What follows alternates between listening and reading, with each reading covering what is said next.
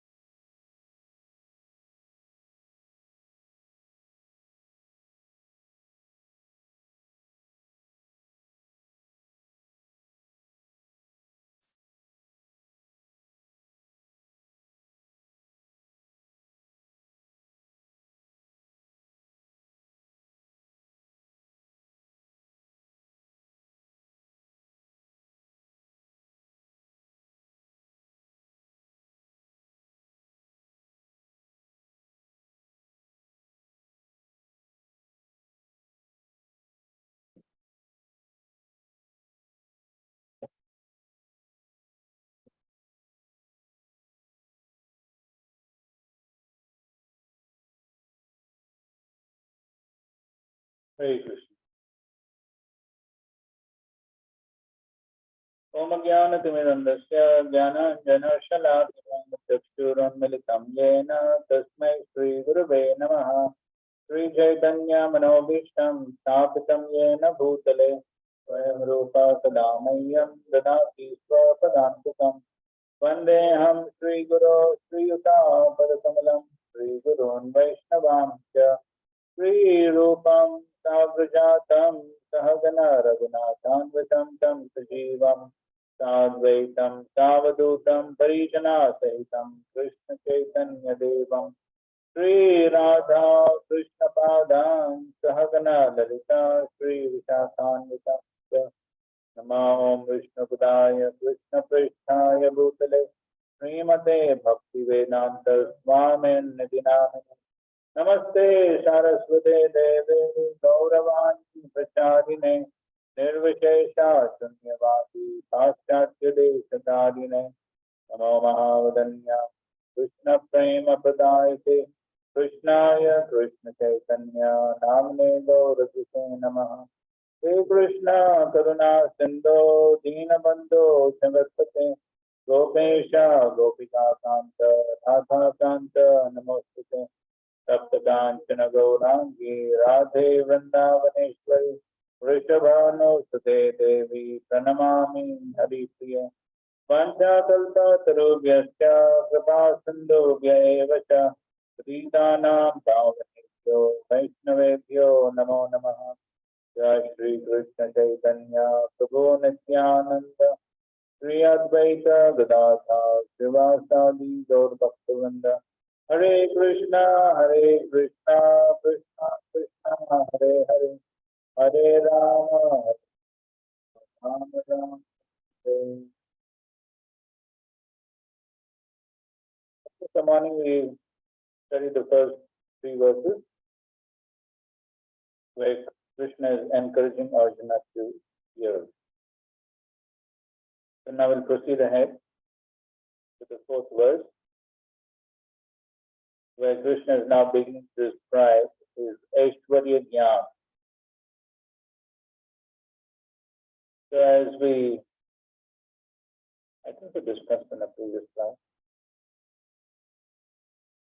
So what is the benefit of studying this Aishwarya Jnana?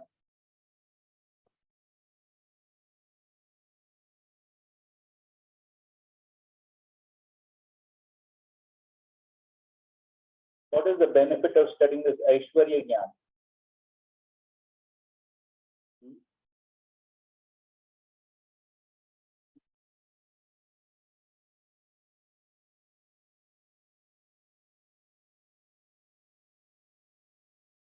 Okay, fine, one understands the opulences, one understands greatness.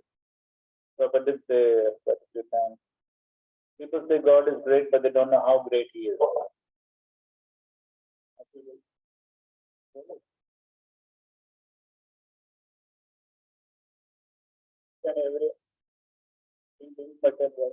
Okay. So, Baldev Devotion says that the Aishwarya Gyan acts as a catalyst in one's devotion. You said this previously or no? Catalyst. You know what's a catalyst?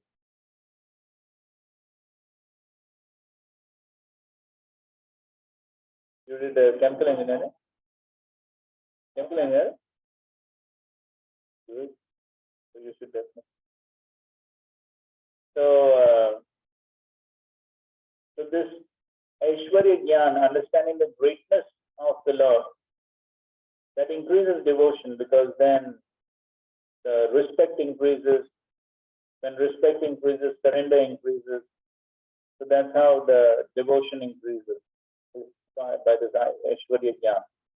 So therefore, we need to study this Aishwarya Gyan, which Krishna himself is describing. Okay. Bhumirapo nalo vayu kammano bhuttiracha aham dharayam dhenna prakriti. Earth, water, fire, air, ether, mind, intelligence, and false ego. All together, these 8 constitute my separated material energy. So this is apara prakriti. Apara prakriti. So these 8 elements, 5 gross, 3 subtle. Krishna says, Bhinna prakritir ashtada. Separated material energy. So why is using the word hinna, separated?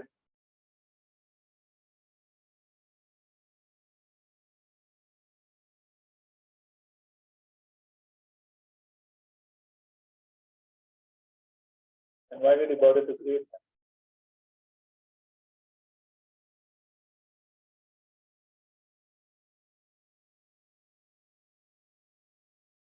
He is not in use, but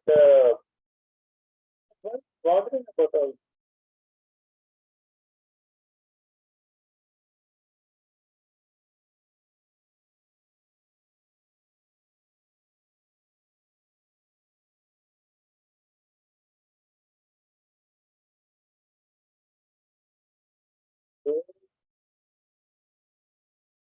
It is not for me, but it is for me. Not,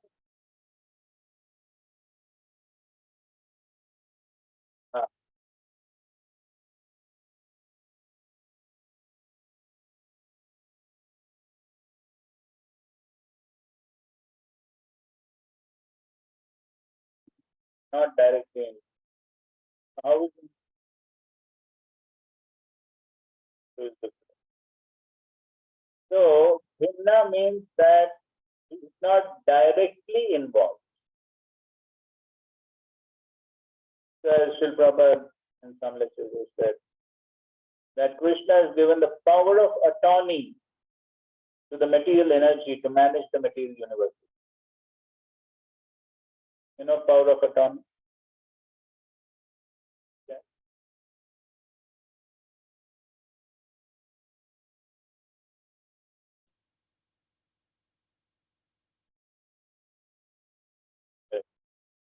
The last thing what you said is important. On his behalf.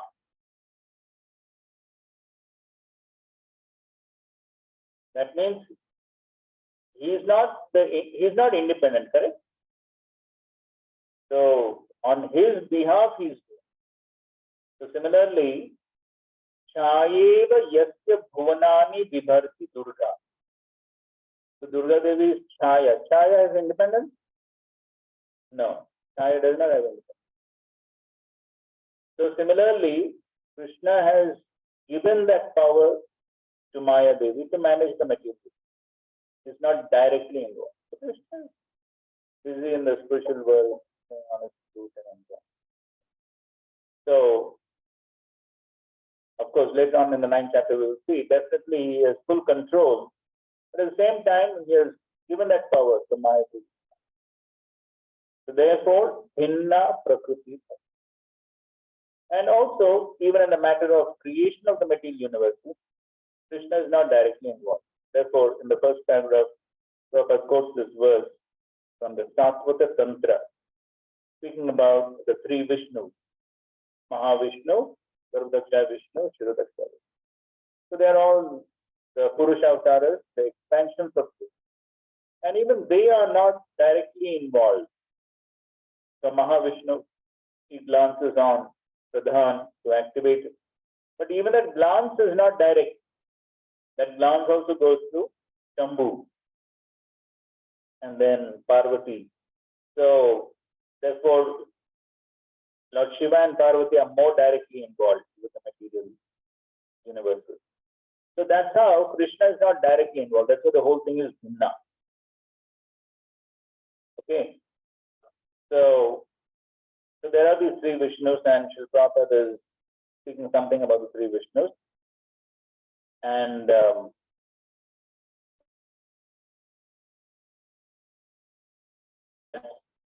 this material world is a temporary manifestation of one of the energies of the Lord. All the activities of material world are directed by these three Vishnu expansions of Lord Krishna. This process is called incarnate. So he is not directly involved. Mostly this is three Vishnus. Generally, one who does not know the science of God Krishna assumes that this material world is for the enjoyment of the living entities, and the living entities are the Purushas, the causes, controls, and enjoys the material energy. According to Bhagavad Gita, this atheistic conclusion is false. In the verse and discussion, it stated that Krishna is the original cause of the material manifestation. Srimad Bhagavatam also confirms this. The ingredients of the material manifestation are separated energies of the Lord. Even the Brahmajyoti, which is the ultimate goal of the impersonation, is spiritual energy manifested in the spiritual sky. Okay, so all these are different energies. So they're all dependent on the Lord. There are no spiritual diversities in the Brahmajyoti as there are in the Vaikuntha Lokas, and the impersonal accepts this Brahmajyoti is ultimately goal. The Paramatma manifestation is also a temporary, all-pervasive aspect of the Kshirodaksha Vishnu. The Paramatma manifestation is not eternal in the spiritual world. Okay. The Paramatma is there with the living entities for the purpose of. What is the purpose of Paramatma? Yes, so all those functions of Paramatma are required only in the material world. So they're not required in the spiritual world. Because everyone is 100% surrendered. Therefore, the factual absolute truth is the Supreme Personality of God. Krishna is a complete energy, different separate internal energy. And then in the next paragraph, he describes how from these 8, there are the 24 elements which manifest. Right? So initially, these 8 are created, and then sometimes so many others. So all those, the 24 elements. What are the 24?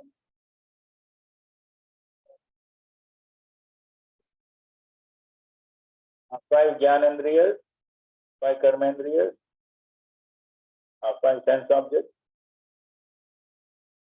15 हो गया और plus 8, that is कितना हो गया 23. Mahad Tattva is also included 24. It is 24. So that's why he says, out of these, the first 5 manifestations, earth, water, fire, air, and sky, qualified gigantic creations or gross creations, within which the 5 sense objects are included. They are the manifestation of the physical sound, touch, form, taste, and smell. And material science comprises 10 items and nothing more. So material scientists, they are only studying these elements. But the other 3 items, mind, intelligence, also are neglected by the material. Philosophers who deal with mental activities are also not perfect in knowledge because they do not know the ultimate source. The false ego, I am, and it is mind which constitute the basis of the material existence include 10 sense organs for material activities. Intelligence refers to the total material creation called Master. Therefore, from the 8 separated energies of the Lord are manifested 24 elements of the spirit world, which are the subject matter of consciousness. They are originally opposite consciousness energy and are separated from it. But statistics and the philosophers, poor fund of knowledge, do not know Krishna's power. But of course, there is this is Aparapara. 6.5.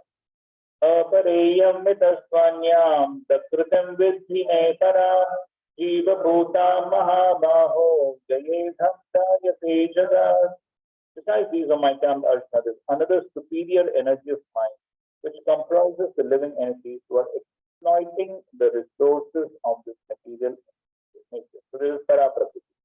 Apareyam Itasva Anyam. So first order Apara, that is inferior, and then Itaha.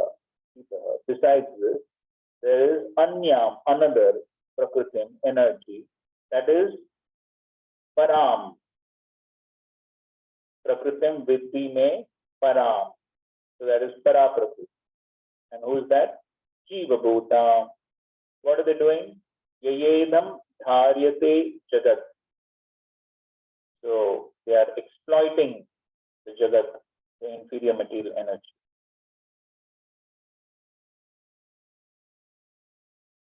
In the first paragraph, Prabhupada writes, the cosmic manifestation has no power to act unless it is moved by the superior energy, the living entity.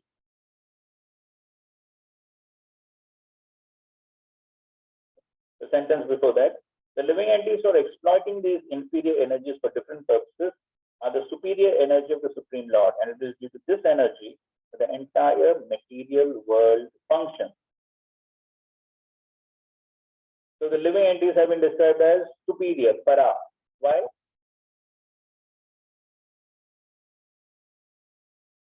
To make the things move. Means what?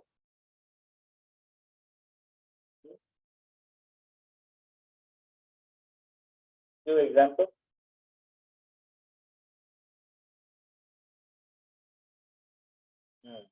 So this is what manipulation of matter. So yes, so the living entities are able to exploit or manipulate matter. So therefore, they are superior. And yes, it is due to this energy that the entire material world functions. So the material world is functioning, the material world is present. Why?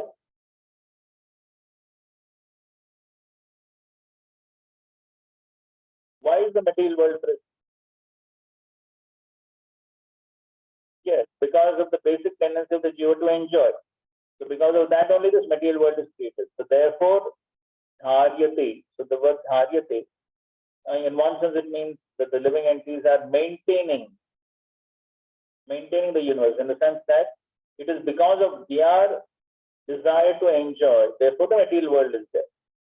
That is the meaning of dharyate. And of course, the other meaning is the exploiting also this material world. So, but without the presence of the living entity, matter cannot act on its own. Example? Yes, the car cannot move, the plane cannot move. So the cosmic manifestation has no power to act unless it is moved by the experience doing. Energies are always controlled by the energetic, and therefore the living entities are always controlled by the Lord. They have no independent. So although the living entities are superior to matter, but at the same time, the living entities are also not independent. They are also controlled by the Supreme Lord. They are never equally powerful as unintelligent things. Okay, and then it's quoting this verse from the Bible. Now read the next paragraph.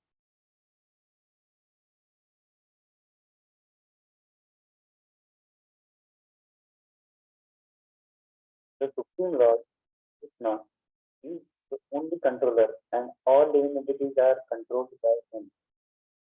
These living entities are his superior energy because the quality of their existence is one and the same with the Supreme, but they are never equal to the Lord in quantity of power. While exerting the gross and subtle inferior energy matter, the superior energy, divinity, forgets his real spiritual mind and intelligence. This forgetfulness is due to the influence of matter upon the living entity. But when the living entity becomes free from the influence of illusory material energy, he attains the state called mukti or liberation. The false ego under the influence of material illusion thinks, I am matter, and material acquisitions are mine, His actual position is to realize when he is liberated from all material ideas, including the conception of his becoming one in all respects with God. one may conclude that Shah confirms the living entity to be only one of the multi-energies of Krishna. And when his energy is freed from material contamination, it becomes fully Krishna conscious or liberated. So here he is giving one more reason why the living entities are called superior. Why?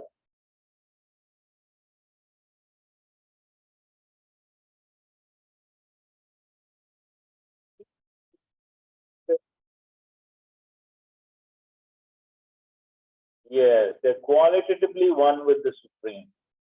That is the other reason. The two reasons why the living entities are para-prakriti, superior energy. Why? One is because they can exploit the inferior matter, and second is because they are qualitatively one with the Supreme.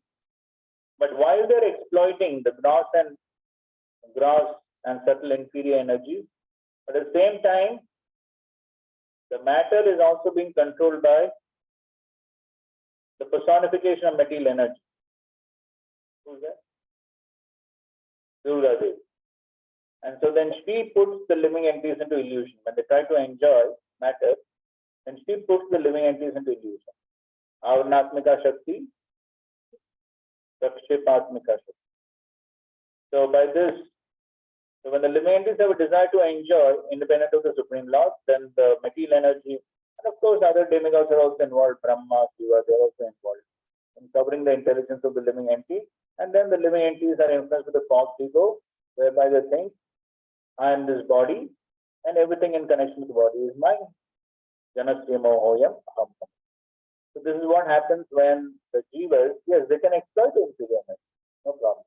But when they are exploiting without that proper intelligence, without the proper knowledge, and they themselves become covered by the material. And that's how they're put into illusion. All right? So these are the two energies, basically. Text 6. Etad yonini bhutani sarvanityupadharaya aham krishnasya jagadam prabhava pralayasthatha. All created beings have their source in these two natures. Of all that is material and all that is spiritual in this world, know for certain that I am both the origin and the solution. What is the purpose? Line for the line. Everything that exists is produced matter to spirit.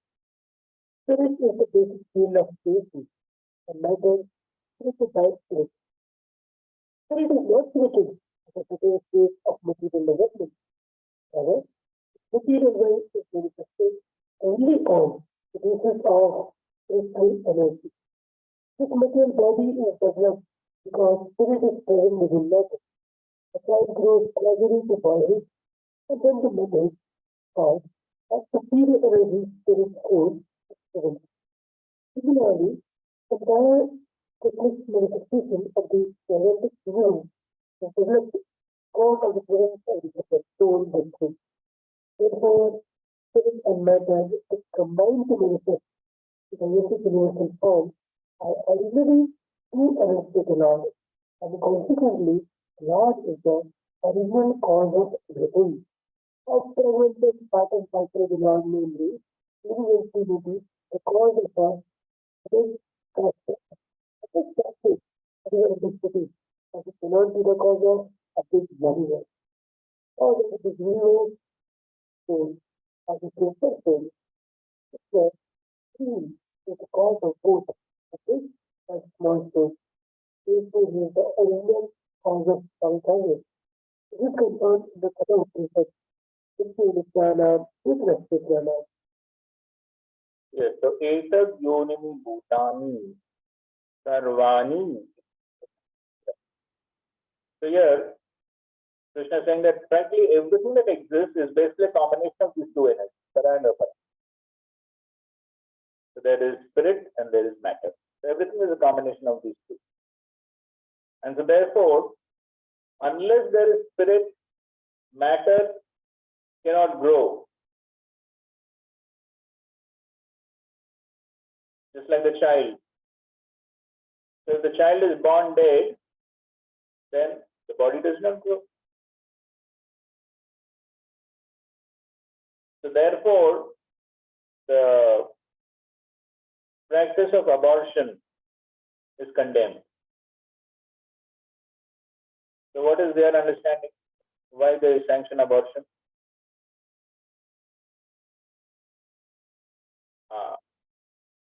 So they say that after 21 weeks of gestation, the life actually begins. From 7 months of age. So how do you refute that?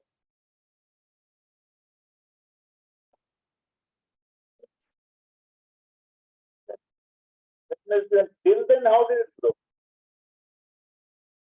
Till then, how did it? There was no life. And how did it grow till then? Okay, consciousness comes later on. But the very fact that the embryo is growing goes to show that there is life. Otherwise, how it is growing? So therefore, without the presence of spirit, nothing can grow. Matter cannot change. So therefore,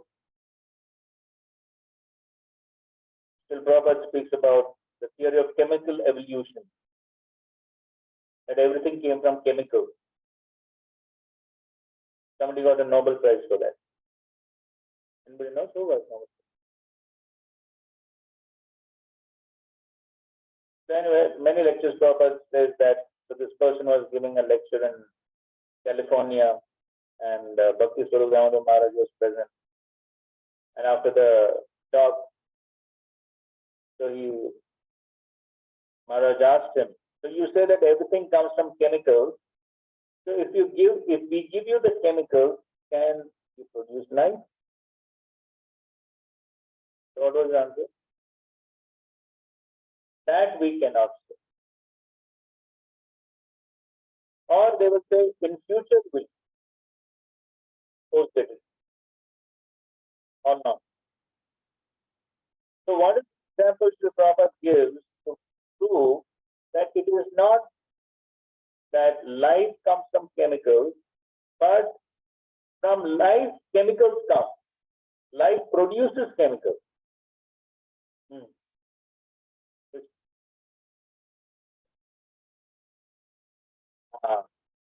Prabhupada gives example of lemon juice. Harry? Monster.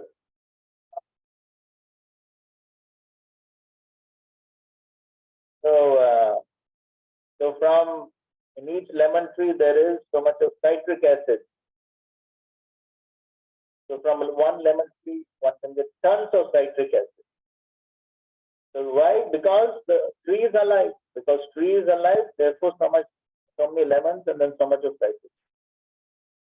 Other example?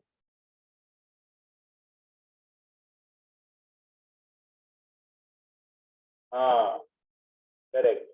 So sweat is produced. What is the content of the sweat?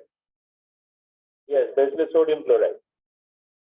So the chemical is produced because there is life. So that's how from life chemicals are produced, not that from chemicals life is produced. So because of the presence of spirit, therefore so many things manifest. Therefore, Prabhupada is an example. So there is manipulation of matter, skyscraper buildings, factories, all this. Why? Because there is spirit, then they can manipulate the matter. Matter is judged, matter is there. But when there is spirit, then all this manipulation. So similarly, even within the universe is able to function because Garbhodaksha Vishnu enters in the. So therefore, it is the cause of the big universe is the big soul or the super soul. And Krishna, the Supreme, is cause of both big and small souls. And then he says, Prabhava Pralayas Aham Krishnasya Jagatam. Prabhava Pralayas. He says, I am the cause of creation and. So now, in the next verse, he says, or before that, let's read this. Oh.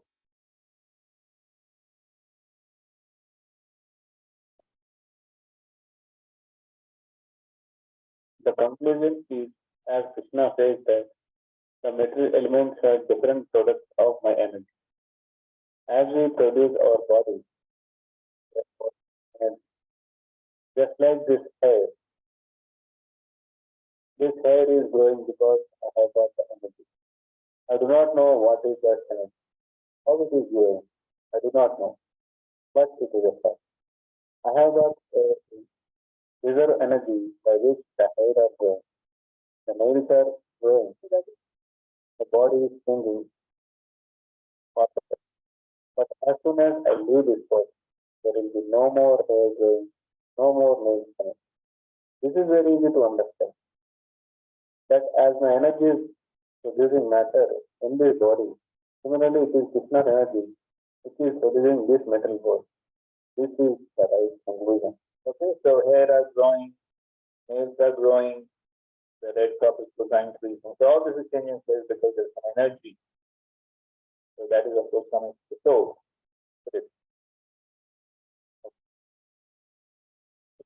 It is para prakriti, superior energy, because it is trying to control over the material energy.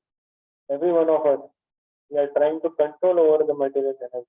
Big stone, big hill, that is material energy. But the spiritual energy, human being, is breaking the hill by dynamite. Therefore, it is superior energy. It is also energy, but superior energy because it can control even the biggest mountain. Nowadays, by scientific advancement, they are making so many tunnels within the big mountains, big oceans. They are making tunnels. They are drilling oil, controlling, therefore superior energy. But that does not mean they have become God. That is a mistake. God is different. God is Krishna, the supreme controller. He is controller of the material energy and the superior energy. This should be the conclusion. Eva Bhutam Mahabaho Jaidam Harayati. And because that will be explained in the next verse, because the superior energy is controlling the material energy or trying to control, not controlling, but trying to control. That is called struggle for existence. Actually, we cannot control the material energy, but we are trying. That endeavor to try to control over this material energy is called struggle for existence. Actually, we shall not be controllers. We shall not be able to control. Let us explain. Therefore, in the material world, we are trying to solve one problem, but we are getting two problems. Okay, so as one is trying to control the material energy, oneself is also being controlled by superior energy. So therefore, one can only try to control. But ultimately, there is the material energy. So there is matter, but there is material energy which is controlling matter. And so therefore, that material energy also influences the jivas and puts them into illusion. And therefore, as one is trying to control, one simply is put into a state of illusion that I am the controller. He doesn't realize that I am actually being controlled. Therefore, one problem leads to another problem. So one is trying to control. Give some examples for this. One problem leads to another problem. Automobiles. What happens?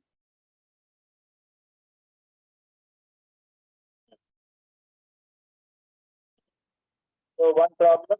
So they are trying to manipulate the material energy in so many different ways. But then every time they try to manipulate, there is another problem. And then they try to control that, but there's some other problem. So in this way, the attempt to control is always backward.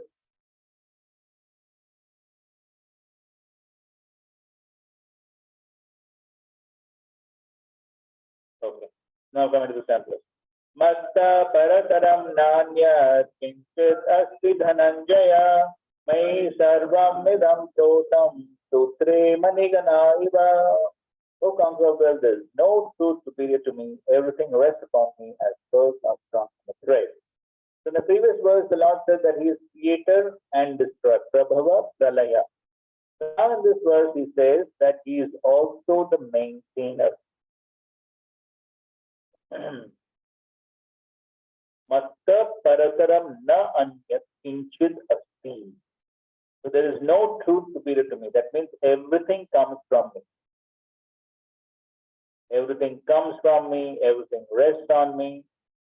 So that is meaning of no truth superior.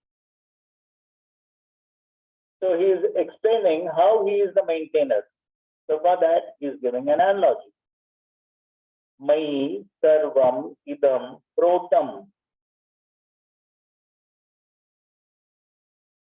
Sutri mani gana. So it says, in me, my sarvam, all that be. Protam. Protam means strong. Or everything is resting on me. My sarvam, everything is resting on me. Just like the money, the pearls are resting on sutre. So can you see the thread? Can you see the thread? Unless some of the beads are broken. What is the proof that there is thread? All the beads are together. That is the proof. So similarly, so people say, where is God? Can't see.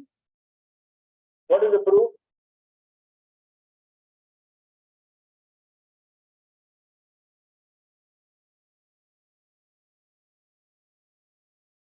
आपने पूरा session दे दिया.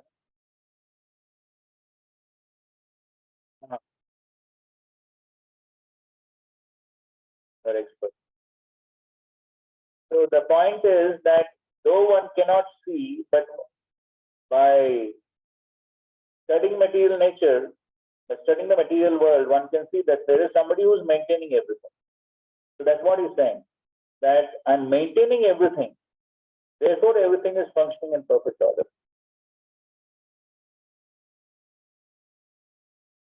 Now here, Srila Prabhupada is focusing more on personalism and impersonalism.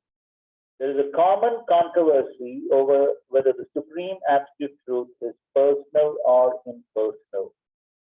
As far as Bhagavad Gita is concerned, the absolute truth is the personality of God Shri Krishna that is confirmed in every step. In this verse in particular, it is stressed that the absolute truth is a person. Unless it is a person, how he can maintain? Okay, read this.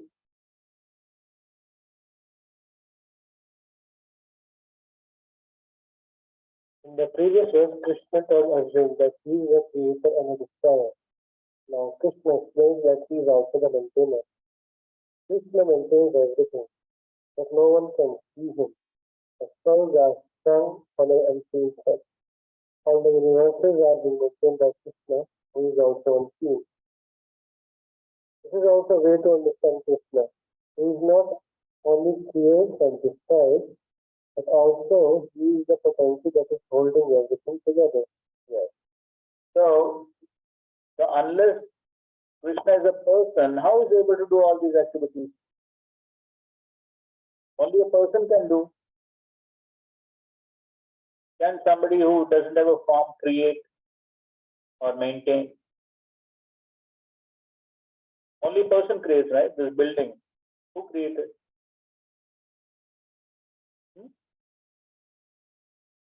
Some person has created. How can a thing which is not a person, how can that create something? Do you have any example? So therefore, Prabhupada is saying over here, in this verse in particular, it is stressed that the absolute truth is the person. That the personality of God is the supreme absolute is also a formation of the Brahmasam. So we know that is very important. Now, further down he says, the impersonalists, however, argues on the strength of the Vedic version given in the Shvetashvatara Upanishad.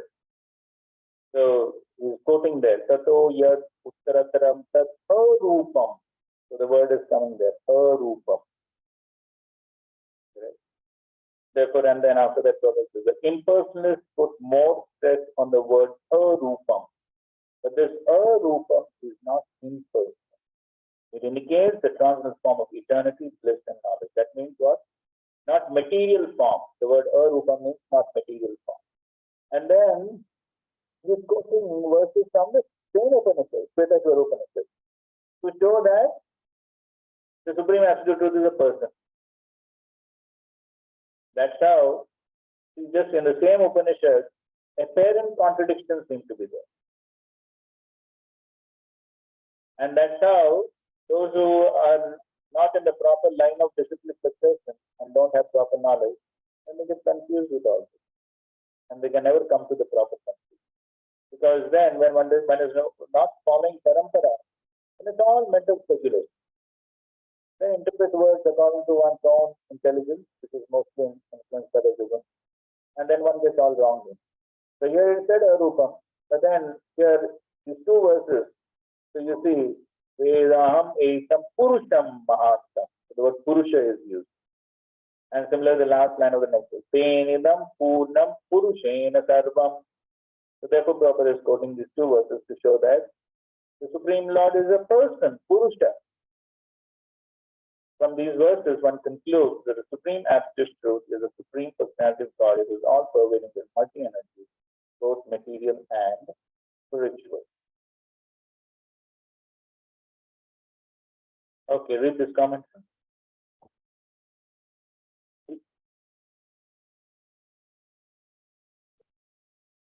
Because of this, I am everything. There is nothing other than me. Because I am God and the effect, and because I am both Shakti and the Shaktiman. First two lines, he speaks about his own identity with everything. Then he speaks about his entrance into everything. Because of this, I am everything. That is expressed in Ishvara. There is nothing other than me, because I am both the God and because I am both Shakti and the Shaktiman, as the Shruti says, Ekam Eva Daityam Brahma. There is only one Brahma and nothing else. Chandogya Upanishad 2.2.2, having thus spoken about his own identity, is represented in the first line of the first. Lord can speak about the entrance into everything in the second line. Okay, so this is an important Siddhanta to understand. So, here he is saying that he is everything. Matta Parataram Na Anta. So, everything is related to him. Sarvam Khalu Idam Brahma. Everything that we see around is all Brahman, is all spiritual. Why? So therefore, he says that because I am both the Shakti and the Shaktiman. So this is an important philosophical concept to understand. So this is one of the important Siddhantas of the Gaudiya Vaishnava philosophy. So there is Shakti and Shaktiman. So the common example that is given is of the sun. So who is the Shaktiman? Okay, sun god, sun plant. And who is the Shakti? Sun rays, or the sunlight. So now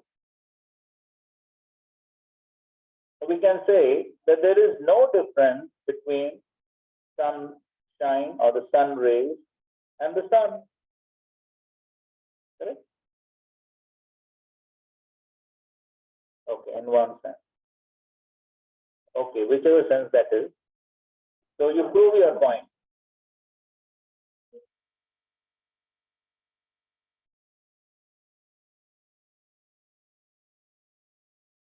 It's all right. You can say sunshine is there. You may say sun is there, but I can say sunshine is there. If you say in the literal sense sun is there, then if this actual sun comes, Prabhupada says if the sun were to come closer to the earth, even a few millimeters, everything will be gone. How can you say the sun has entered? The sunshine has entered.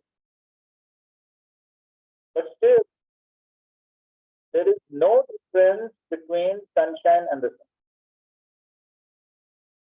How do you prove? Without sun rays, there is no sunshine. That's the logical point. But how can you prove that the sun rays are as powerful as the sun?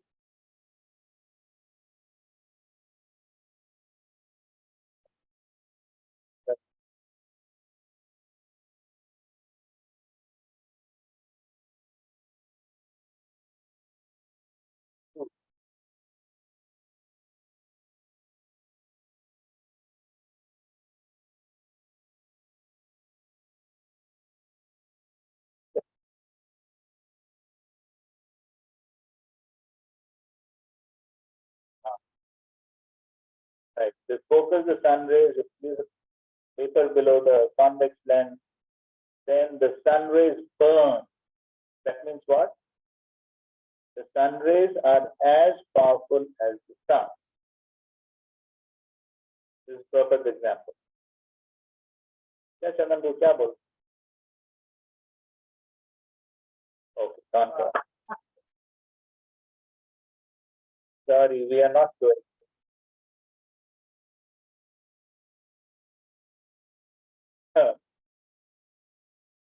Anyway, it's good you told me. Next time I say that, be careful. Honestly, can't give it.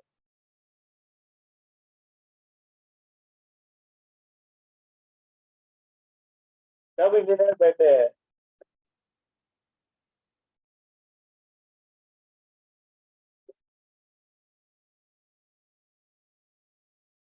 किसने PhD किया है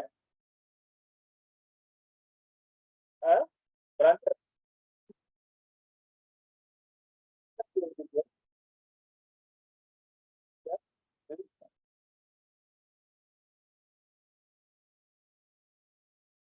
हाँ कौन physics teacher है चंदन to हाँ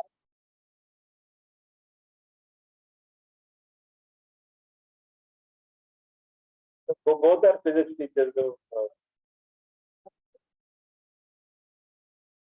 सही बोला हाँ ठीक है anyway. So the point is that the sun rays are as powerful as the sun, but at the same time, we cannot see the sun enter. So that means what? Yes, there is a difference also. So the point is that the Shakti is as potent as the Shaktiman. Shakti, Shaktimatayor, Abheda. There is no difference between Shakti and Shakti. This is the important Siddhanta. And so therefore, because there is no difference between Shakti and Shaktiman, now in the previous verse, what did Krishna say? Everything that exists is what? What?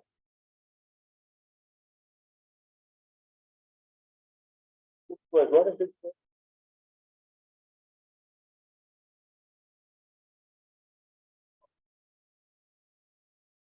Origin dissolution बात है उससे पहले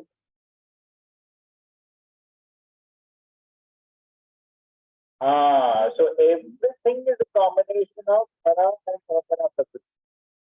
Everything is a combination of para and apara, shaktis of the Lord. So and everything is a combination of para and apara, which are shaktis. That means what? And now we prove the Siddhanta that there is no difference between Shakti and Shaktiman. So if everything is Shakti, what does it mean? Everything is also Shaktiman.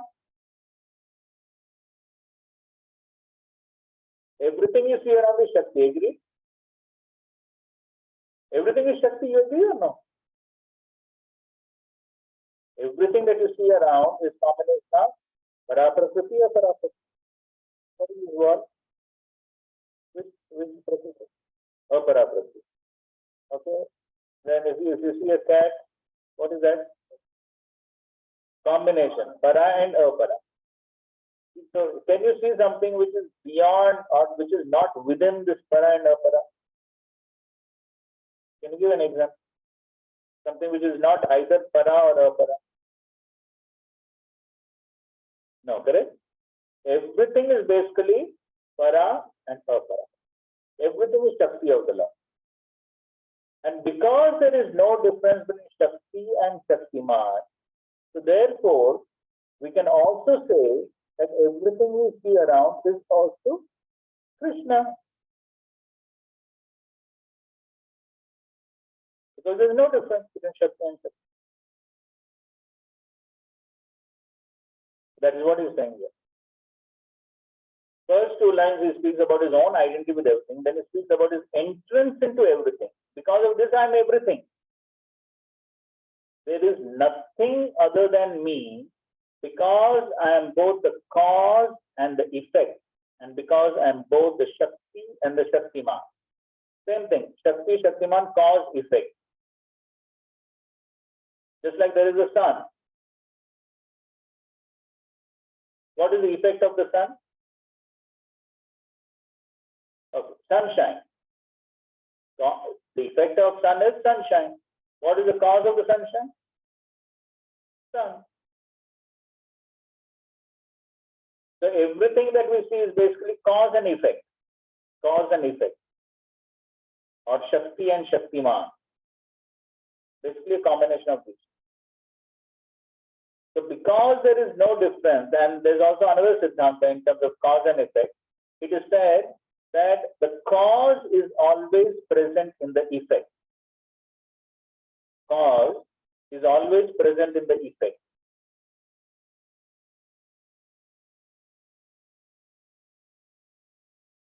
So taking the same example, so the cause of the sunshine is the sun. So we can say that the sun is present in the sunshine. Can we separate both of them? We can't separate. Is it possible to separate sun and sunshine? No, you can't separate. Another example, there is earth. From the earth, we make a pot. What is the cause? Earth. Effect is pot. Is the cause present in the effect? The earth is present in the pot, correct? Cause is there in the effect. So you can take any number of examples. So therefore, there is no difference. The Siddhanta is, because cause is always present in the effect, because Shakti is, because the Shaktiman, that is the cause, is present in the effect, that is the Shakti. Therefore, there is no difference between Shakti and Shaktiman.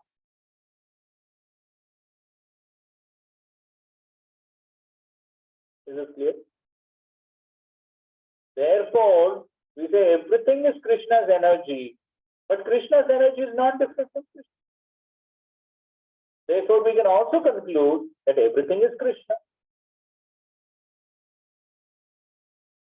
But at the same time, everything is not Krishna. Now somebody may say, how can you say two exactly opposite things at the same time? Everything is Krishna. And then I also say, everything is not Krishna. Now I say, this is craziness. You state two opposite things at the same time. And so, if you cannot understand, then you are bona fide.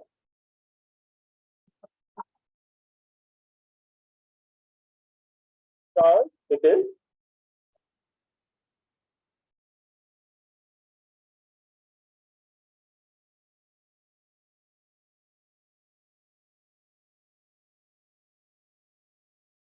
if it is inconceivable, better is Go to Samadhi.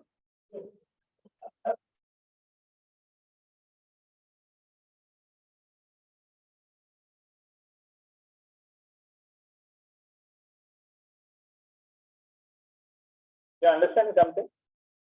Of course, nobody can understand it completely. That's why it is essential. But Shanta is what? There is no difference between Shakti and Shaktiman. Therefore, if we say everything is Krishna Shakti, we can also say that everything is. And therefore, because everything is Krishna, therefore, whatever we see should also remind us of Krishna.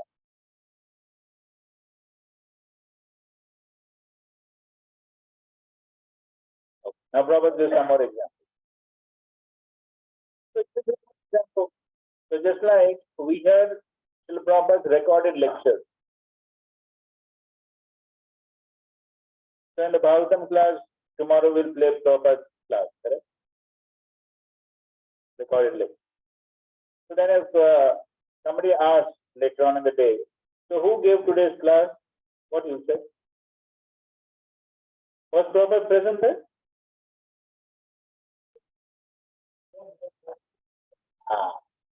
Now you are understanding. Yes and no. But the fact is that the recorded voice is what? Energy, that is Shakti. So there is Prabhupada who is Shaktiman, and the voice is Shakti. And therefore, even though we are hearing the voice, that immediately reminds us of the Shaktiman. So there is no difference. Srila Prabhupada gives another example. So just like a mother sees the shoes of the child, what does the mother think of? No? Is the child present there? No. But as soon as she sees the shoes, she thinks of the child. What does it mean? There is no difference between Shakti and Shakti. So the shoes represent what? Shakti. They belong to the child. So therefore, the Vedas say, Sarvam Khalu Idam Brahma. Everything is Brahman. Everything is spirit. Because everything is emanating from Brahman. Therefore, everything that we see around is Brahman. But everything is not.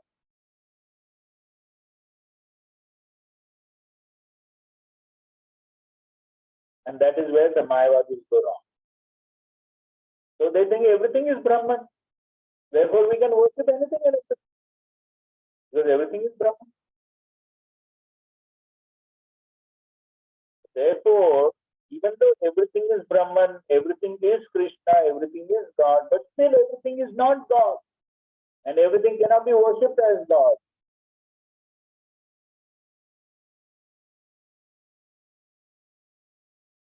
Is this point clear? Okay. But the important thing for us to learn here is that whatever we see, we can relate it. Because yes, everything is Krishna, everything is Krishna's energy.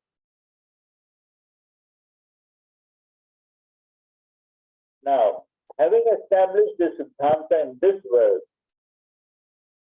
that how he has entered into everything, just like the thread has entered into all the beads. So similarly, Krishna has entered into everything.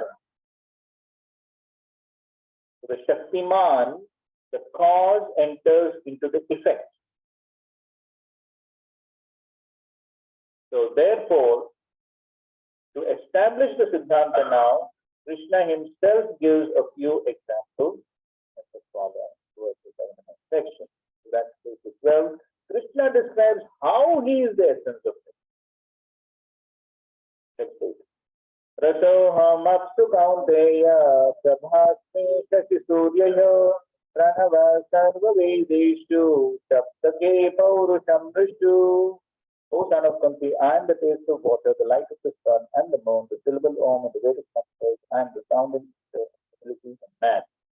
Is it the purport? This verse explains how the Lord is all pervasive by his diverse material and physical energies.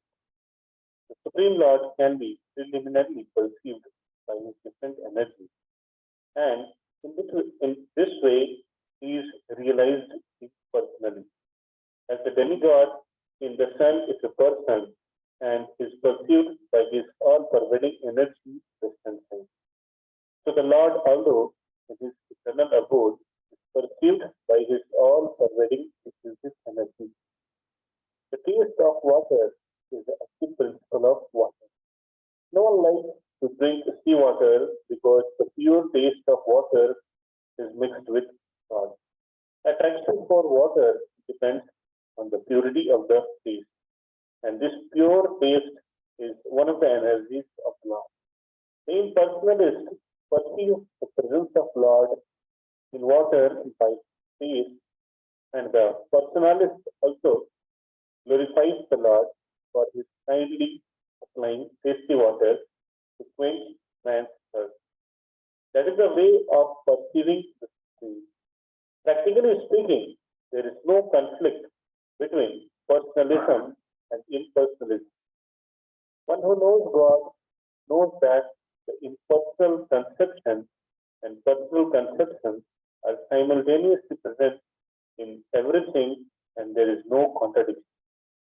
Therefore, Lord Chaitanya established his sublime doctrine, Achinta Bheda Abheda Sattva, simultaneous oneness difference. The light of the sun and moon is also originally emanating from the Brahmajyoti, which is the impersonal effulgence of love. And Pranava, or the Omkara, transcendental sound in the beginning of every Vedic hymn, addresses the Supreme Lord, because the impersonalists are very much afraid of addressing the Supreme Lord Krishna by his innumerable names. They prefer to vibrate the transcendental sound Omkara, but did not realize that Omkara is a sound representation of Krishna. The jurisdiction of Krishna consciousness extends everywhere, and one who knows Krishna consciousness is blessed. Those who do not know Krishna are in illusion, and so knowledge of Krishna is liberation, and ignorance of him is bondage. So here, Srila Prabhupada writes this quite a revolutionary statement.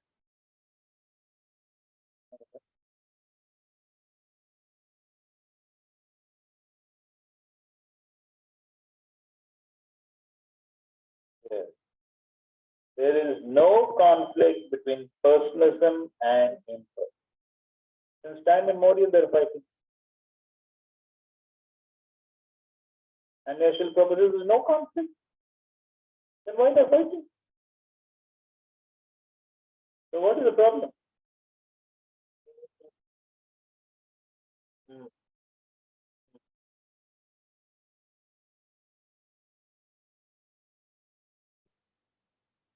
Anuman.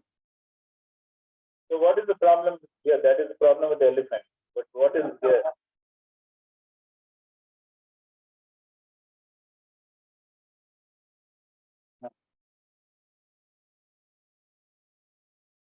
What is the bigger picture?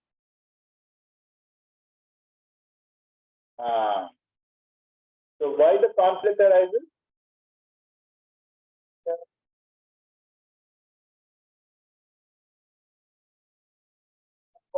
Only one aspect without consideration of the other aspect, then there is a conflict. So the impersonalists say that the Supreme Absolute is only impersonal. And if the personal state of the Supreme Absolute is only personal, that is Panchakam. But what is the reality? Both. Personal and impersonal. That's why it's absolute truth.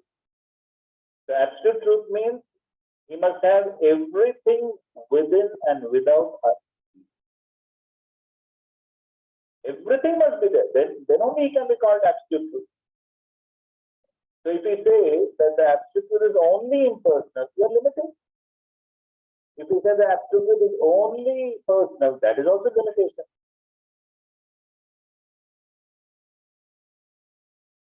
If you say that the absolute truth is only male, that is limitation. If you say only female, that's limitation. Therefore, here we have both.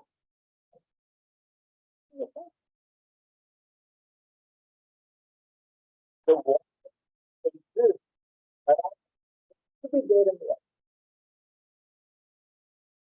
So the because of incomplete realization of this. That is the process. And therefore, here, in all these examples, you see that there is both a personal aspect and there is an impersonal aspect. There is water, there is a personal aspect. And what is the impersonal aspect? The taste. So similarly, there is sun, personal aspect. Impersonal aspect, sunshine. Same thing, moon, moonshine. Similarly, there is the Lord and his impersonal name, that is Omkar. There is personal name, impersonal, Omkar.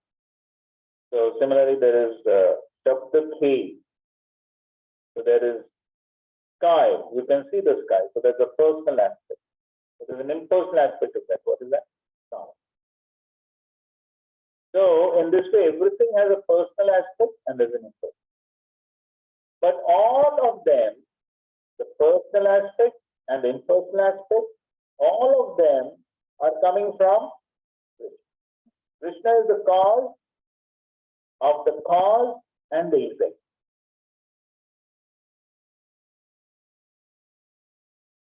So there is a cause and the effect.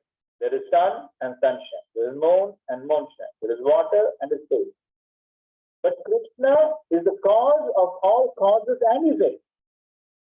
Krishna is the cause of the water, and Krishna is also the cause of the taste. So Krishna creates water, and Krishna enters into the water and creates the taste.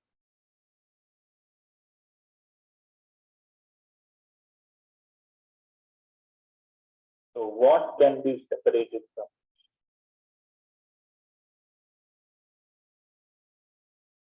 That is why Krishna himself is giving all these examples to show that how he is related to everything. That is the meaning of Matta Parakaram. There is no truth superior to him. That means nothing can be separated from him. Everything is related. You take anything. So therefore, Srila Prabhupada gives this example. So while drinking water, you can remember Krishna.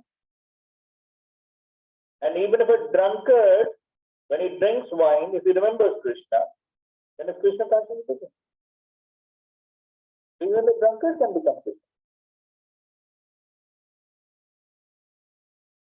So in every aspect of life, one can become Krishna. Because there's nothing separate from him.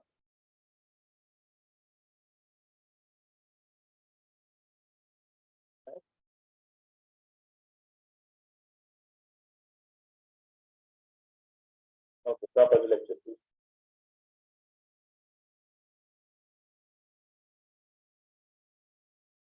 Krishna says, perceiving Krishna through his energy. Similarly, Krishna says, Prabhasmi Sati Surya. I am the sunshine, moonshine. So who has not seen the sunshine? If you have seen sunshine and if you follow this prescription given by Krishna, then early in the morning you see Krishna. Why do you say that I have not seen Krishna? Krishna is not present before me. But you follow Krishna's instruction and he will be present. He is present. Simply we have to purify our eyes and senses to understand him. That is required. similarly, in this way, if you develop your dormant love of Krishna, you will see Krishna in every moment. Yeah. You see Krishna in every moment. So we see the sunshine. In the morning, everyone sees sun rising. Now also the sun is. So every time one can remember Krishna.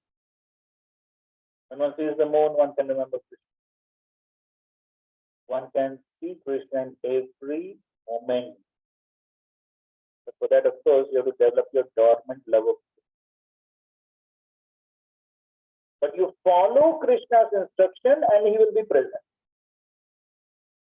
So what is Krishna's instruction? That we should try to see. That's why he's giving all these. So we should try to follow the instruction. So the more we try to follow the instruction, then the more we'll see Krishna. And the more we see Krishna, then more we purify ourselves. And then seeing Krishna will become natural. Savar Jangam Deki, Na Deki Taramoti, Sarvatra Hoy, and therefore we see how Srila Prabhupada, when he was going on morning walks especially, whatever he saw, he would relate to Krishna. Correct? There are some examples, some stories.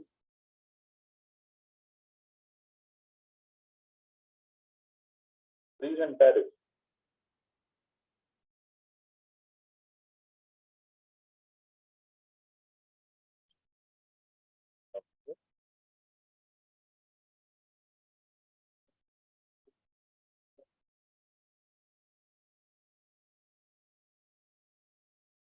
Bird and the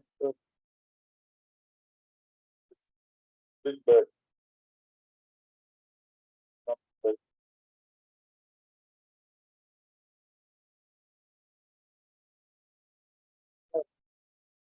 यहाँ पर योग was in Mayapur. Who tells this? So what? Yes, Harisha Ripro. So what happened? Who removed him?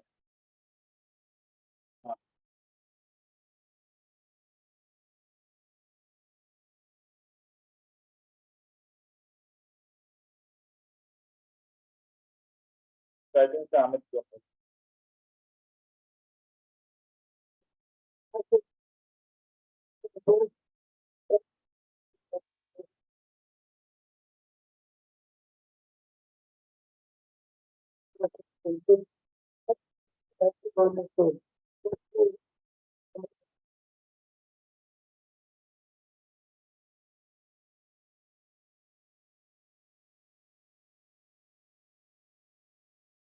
Related to that. Siddhanta, that how we were studying, we are trying to become controllers. But then one cannot see that there is somebody above us who's spotting our control. So like that.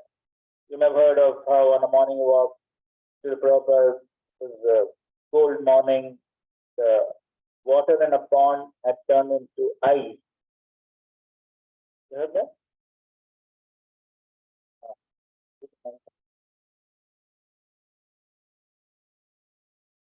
Guys, anyone?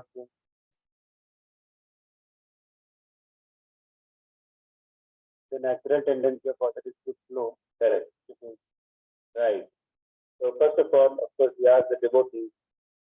The devotees were surprised why Prabhupada is breaking the ice over here. They could not understand. But then he explained. So this is the unnatural state of water. Similarly, the conditioned souls in the material world, they're in unnatural state. So that was what Srila Prabhupada did. He was trying to bring all the conditioned souls to the natural state. So like that. So therefore the pure devotee, he can see everything in relation to Krishna. And so you see Krishna in every moment. So for that, purification has to be there.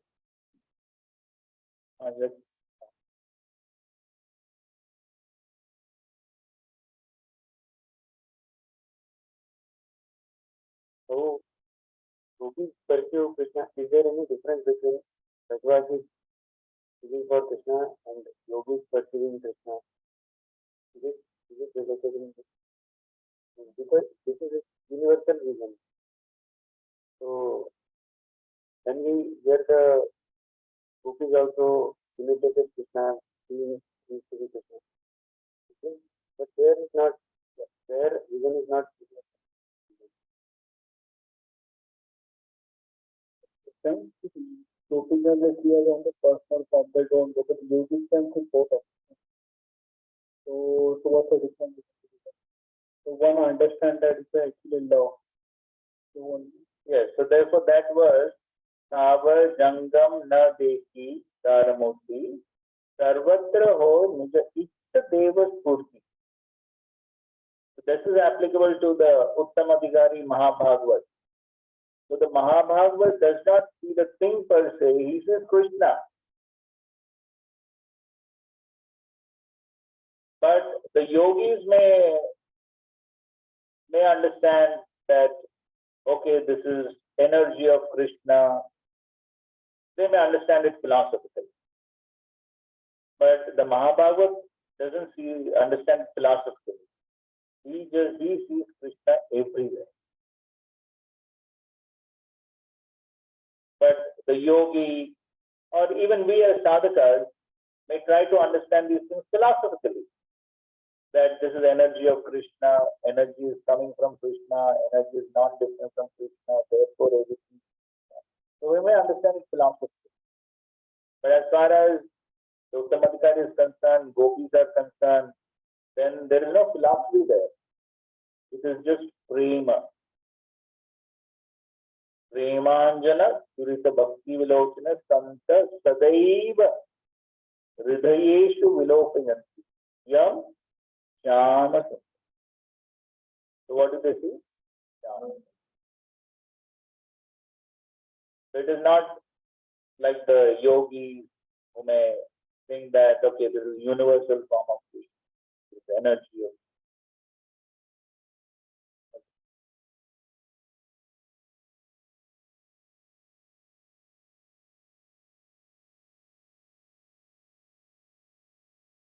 We discussed just now that everything, because it is energy of Krishna, everything is Krishna. So that is one perception, one something.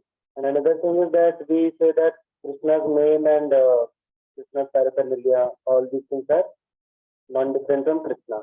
Correct? So what is the difference in two kinds of both of these mentalities? Like one is everything is, so both are same, or?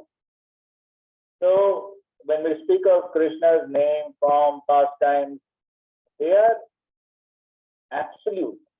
That means absolutely non-different from. That is why by chanting Krishna's holy name, one gets the same effect as if Krishna was personally present. But as far as this material world and all the things related to this material world, there is Shakti. So this is Shakti, which is Shaktiman, but still there is a difference. There is a difference. But in that case, there is absolutely no difference. Here in this case, there is some difference. There is no difference, but there is some difference. But in that case, there is absolutely no difference. Therefore, we say that they are all on the absolute plan.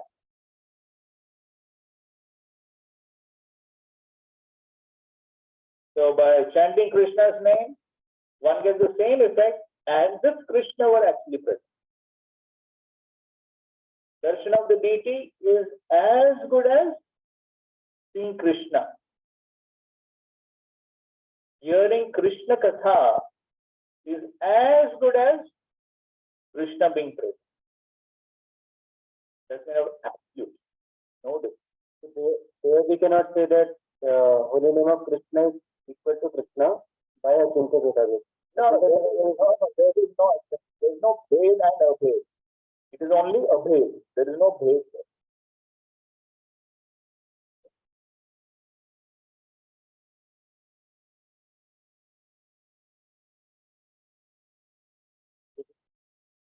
This is free energy.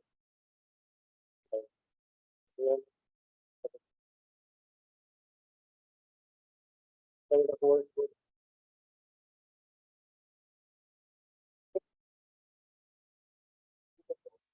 next time is from Purusha.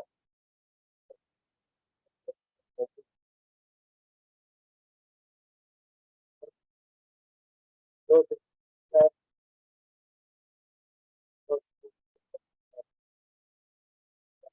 there's no difference in Jiva. so like that's why the potential to reflect and enjoy.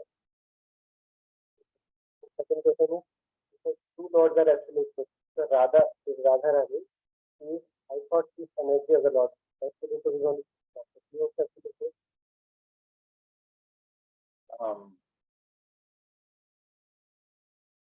There is that verse from the Chaitanya Charitamrita saying that Radha Krishna Ekatana.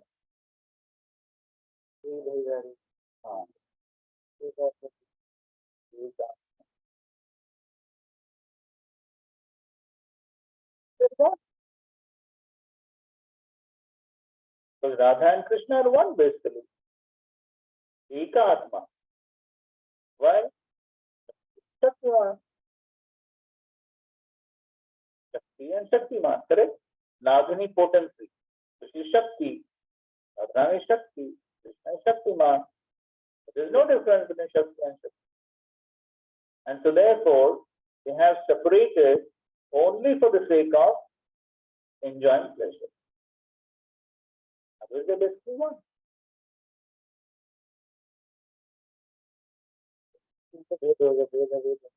That is the same Siddhanta because that is Shakti and Shaktiman.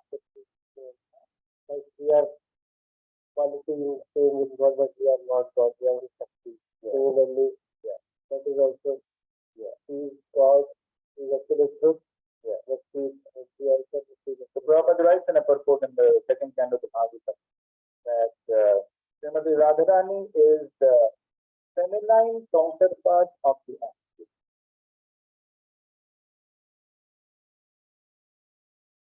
It's absolute feminine counterpart. That means Shakti. right on two energies we're talking about. The spiritual energy, internal potential is not being talked, right? Yes, so as far as these two Shaktis that are being talked about here, Para and Apara. So these are the Shaktis that pervade this material universe. Like Bhakti, like Sahajantra, Para and Apara. Yes. Secondly, who are trying to enjoy being a Purusha, how Shakti can become like a Shaktiman. Like one energy exploiting just energy. Yes. So why this exploiting tendency comes? Because it gives free will. In positive position, he was a Shakti, he was a Shakti. Yes, see. In one sense, it is a Shakti. Yes, correct. So everyone is Prakriti. So, but because the Jiva has got the free will, so then he tries to enjoy. See, the tendency to enjoy is natural. Anandmayo bhyasa. Every Jiva wants enjoyment. And that tendency to enjoy is natural. But what is the problem?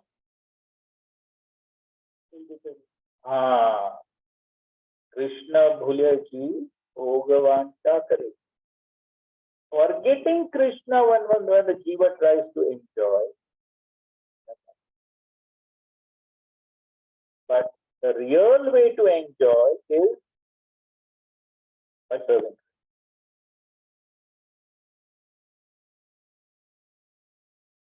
But because of the free will of the Jiva, which is facilitated by the material energy, then the Jiva is put into illusion to think that I can become the Emperor. It all begins with what? It all begins with free will. So, desire. It all begins with Bhoga Vancha. So when the jiva desires to enjoy, independent of Krishna, that's the whole point. We are Krishna of the Lord. Correct? The God is Shakti. Shaktiman. Correct. Kamsa should also be having some Shaktiman type of tendency also. Right? Even Kamsa we are. This is also a Shaktiman tendency. Yes, yes, correct. So therefore, we also have some ability to control. So Prabhupada gives example. No? Therefore, we can also create one satellite. We can also create this building. We can control. We can control so many things in this world. You can control your laptop, right? You can always control your laptop. But the tendency is there, and we can do that. So therefore, Prabhupada says everyone is Ishvara to some degree. Everyone is Ishvara. There is only one Param Ishvara. Okay? So they are kind of Shaktiman, but they are being controlled by Param Ishvara, so they are Shakti. Yeah. So they are little Shaktiman. And most of the This will of course again be discussed. Okay, so now further examples. Punyo gandha prithvyam cha tejashasmi vibhavaso evanam sarva bhuteshu tapaschasmi tapasvishu. I am the original fragrance of the earth, and I am the heat and fire. I am the life of all that lives, and I am the penance of all that lives. Suppose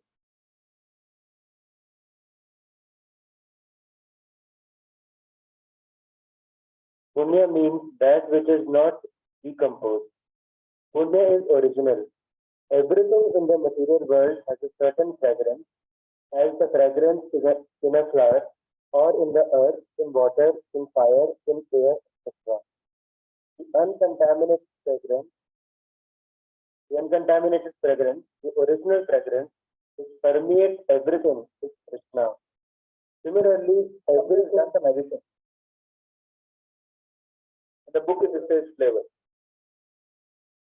Okay, good. I think in the Veda way of everything has some original fragrance and taste. Vibhavasu means fire. Without fire, we cannot run factories, we cannot cook, etc. And that fire is Krishna. The heat in the fire is Krishna. According to Vedic medicine, indigestion is due to a low temperature in the body. So even for digestion, fire is needed. In Krishna consciousness, we become aware that earth, water, fire, air, and every active principle, all chemicals and all material elements are due to Krishna. The duration of man's life is also due to Krishna. Therefore, by the grace of Krishna, man can prolong his life or diminish it. So, Krishna consciousness is active in every sphere. Okay, so simple example. So there is the fragrance in the earth. How do you know there is fragrance in the earth? Okay, one thing is funny is that okay, you get flowers. What happened to the flowers?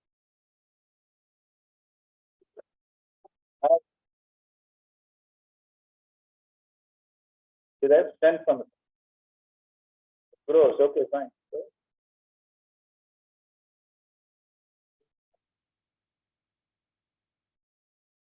yes. The flowers are fragrant because the earth has fragrance. The fragrance is coming from the earth. And then fire, heat and fire. So fire is used for something, for digestion. That is even the penances, the austerities one is able to perform is only possible because Krishna gives one the power to do so. Makes sense. Bijam mam sarva bhutanam viddhi partha sanatanam buddhi buddhimatam asmi tejas tejasvinamaham. O son of Pritha, know that I am the original seed of all existences, the intelligence of the intelligent, and the prowess of all powerful men. Okay, so if anybody has intelligence, if anyone has any powers, one should understand that it's all coming from Krishna. So therefore, towards the end of the purport, Prabhupada says, one cannot do anything without intelligence. And Krishna also says that he is the root of all intelligence. Unless a person is intelligent, he cannot understand the Supreme Personality. 11. Balam balavatam chaham kamaraga vivarchitam dharma viruddha bhuteshu kamosmi bharatarshava. I am the strength of the strong, devoid of passion and desire. I am sex life, which is not contrary to religious principles. So Lord of the Master. Okay, so if somebody is strong, then you should understand from where the strength is coming. From going to the gym. Somebody will argue, no? I go to the gym, I do so much of exercise, therefore I'm strong. And many people who go to the gym, but they're not strong. Really? You know someone like that?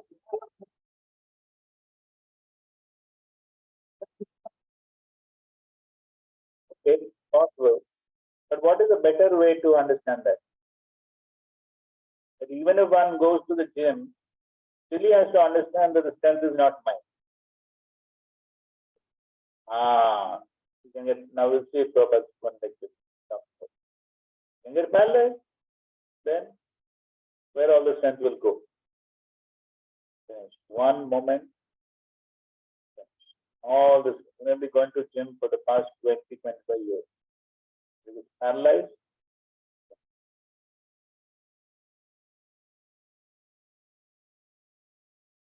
Yes, so therefore you have to read the purpose. The strong man's strength should be applied to protect the weak, not for personal aggression. That is the name.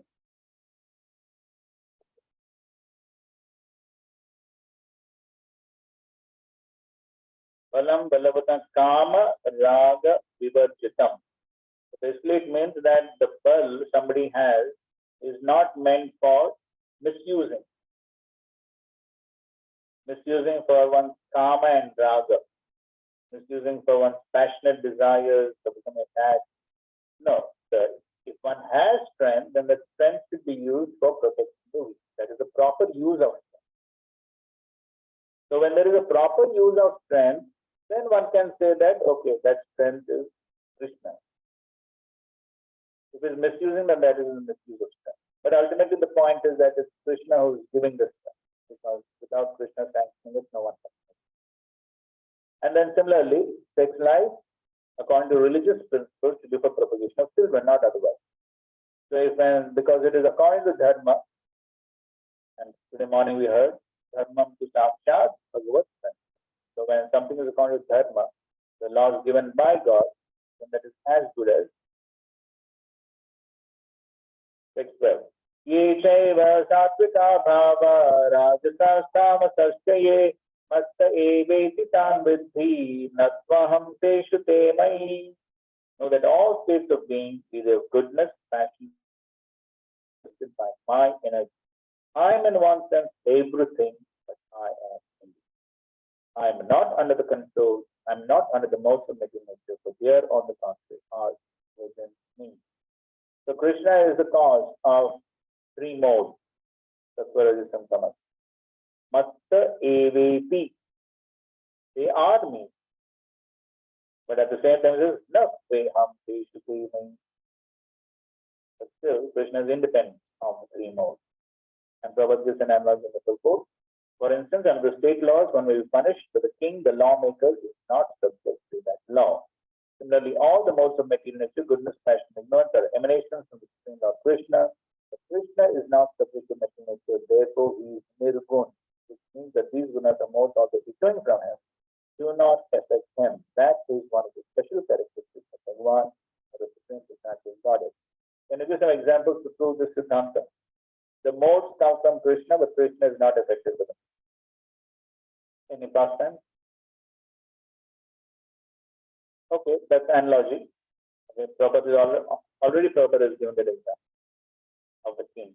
The king may enter the jail, but the king is not affected by the jail. Spider. Okay, so the spider is not caught by the web. Okay, fine. Any past time?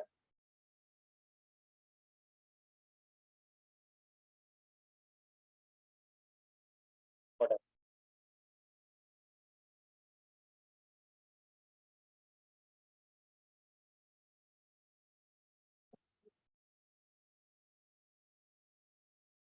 So you're saying that Muchkunda could not burn Krishna. Okay. Fine. What happened?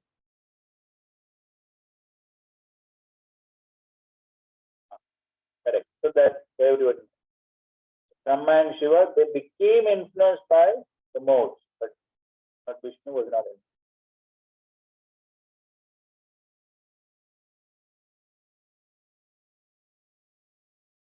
Okay, so fine. Vishnu was not influenced.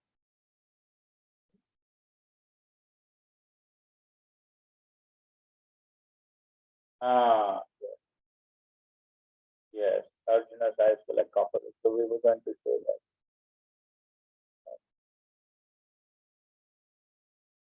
The Prabhupada is saying nature study. You can study from nature and see this important point. Very scientific. This is Krishna consciousness. You drink water, you remember Krishna. You see the light, remember Krishna. You see the flavor, aroma, nice flower, immediately remember Krishna. Practice this. Practice this. We have to practice it. Then it will become natural.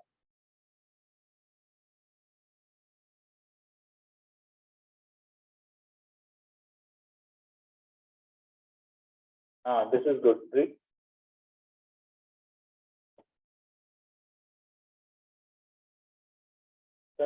Perceiving Krishna through his energy. Somebody was talking with me that why should we give more credit to Krishna or God? We are also manufacturing things. It is something like watch or clock. You wind it, there is spring, and it will go on. Similarly, it is going on. Everything is going on. So there is no difference between God's intelligence and our intelligence. That was his argument. So I replied, yes, there is no difference so far intelligence is concerned. But God creates one male and female, and thousands and millions of entities are coming out of those two male and female. But you cannot manufacture a male watch and a female watch so that by those two watches you can produce innumerable watches. That is not possible. That is in God's hand.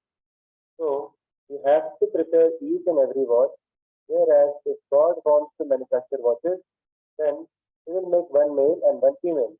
And out of them, many millions of watches will come out. That is the difference. So we cannot compare our intelligence with God's intelligence. Although qualitatively we are both the same. These are some amazing logical examples. No one can defeat it. Very good. This is about the strength.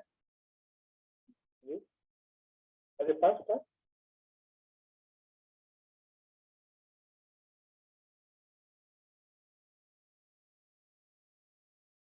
We are going over hands and feet or legs. So, but because all these strengths are Krishna, they are under Krishna's control. It is not in our control. Although we are thinking that it is my strength, just like a wrestler. In the Vrindavan, there was not in living one wrestler. He became Balji. No, Balji. Balji. So he was very proud of his strength and he was quarreling with anyone and everyone, was afraid of his encroachment. But at the present moment, that man is paralyzed. He cannot even stop. So all his strength is finished now. So here Krishna says, Balam Balvatam Tyaham, I am the strength. So long Krishna allows you to keep the strength, you can become proud of your strength. But as soon as he withdraws, then you are useless. That is Krishna conscious. If anyone understands his philosophy, that I possess his strength, I possess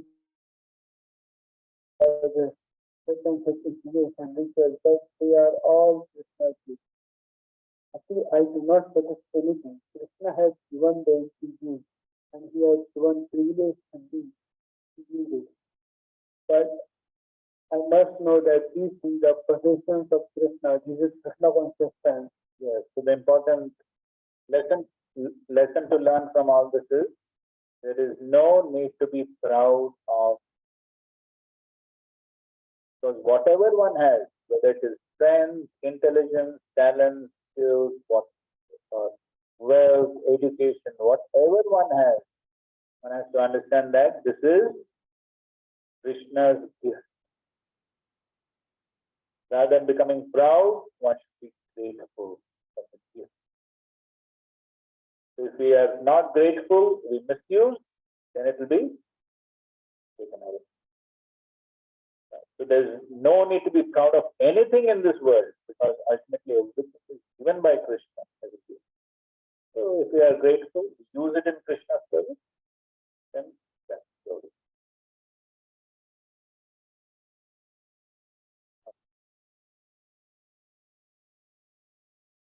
So this is, as you were saying, this is the example of Ashwatthama. We'll end with this. Both Arjuna and the Lord Krishna were disturbed here in the angry mode. Okay, so this is Ashwatthama. The picture is not correct. But this is basically Ashwatthama was caught by Arjuna and brought in front of Krishna and Arjuna. But Arjuna's eyes were like the balls of red purple, whereas the eyes of the Lord were like a lotus. This means that the angry mood of Arjuna and that of the Lord are not on the same level. The Lord Krishna is transcendent, and that he is absolute in any state. His anger is not like the anger of conditioned living things. Within the modes of qualitative material nature, because he is absolute, both his anger and pleasures are the same. His anger is not exhibited in three modes of material nature. It is only a sign of his bent of mind toward the causes of his devotees, because that is his transcendental nature. Therefore, even if he is angry, the object of anger is black. He is unchanged in all circumstances. Okay, so Krishna's anger was not due to the influence of the mode. Okay, fine. So Srila Prabhupada ki jai. So today this week we have Wednesday, Thursday, Friday, right? This timing is convenient for everyone?